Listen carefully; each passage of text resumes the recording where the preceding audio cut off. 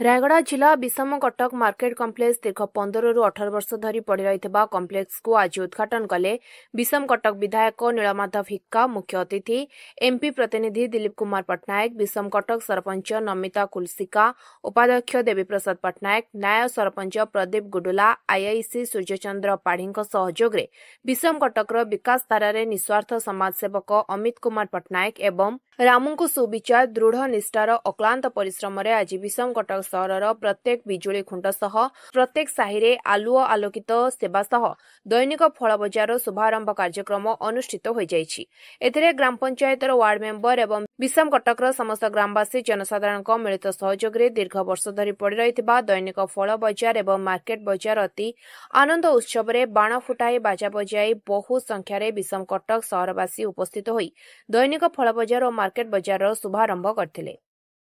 खुशी दीर्घ 30-40 वर्ष पर जिते बड़े चली चली आसली साइकिल आसली इठी जो फल दोकानी माने बसी जो खरारे जो अवस्था रही आज तांकर दुख पार होती समस्त प्रचेषा आम सरपंच आमर युवगोष्ठी विषम कटकर आमर पुलिस प्रशासन आमर वार्ड सभ्य आमर वाइस चेयरमैन नायक सरपंच समस्त आपण मीडिया भाई माने भी बहुत सहयोग करछंती। तेणु आज अति बहुत मो खुशी मो निजर जन्ममाटी विषम कटक जो उन्नतिमूलक काम होची तेणु जलबल निर्विशेष समस्ते आसंतु विषम कटक विकास करवा समस्ते आलोचना रे आमे विकास को आगे नेबा ए होची जो माने परिवार कॉम्प्लेक्स होची बोली अभियोग करथिंती मो ते स्वागत करूची।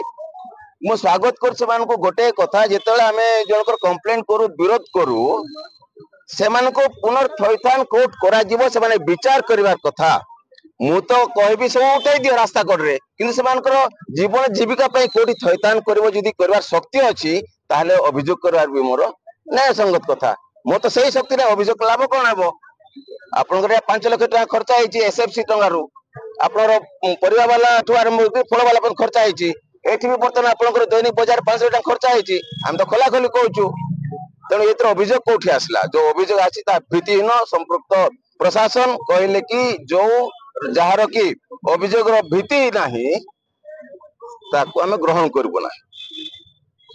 प्रसाद पाढ़ी आज विषम कटकर उन्नति पथरे आज आमर दैनिक बजार टी आज नूतन भाव शुभ आरंभ करते आज विषम कटक एमएलए नीलमाधव हिक्का, विषम कटक सरपंच दिलीप कुमार पट्टनायक आमर आईआईसी सार सूर्यचंद्र पाढ़ी समस्त उपस्थित आज विषम कटकर नूतन दैनिक बजार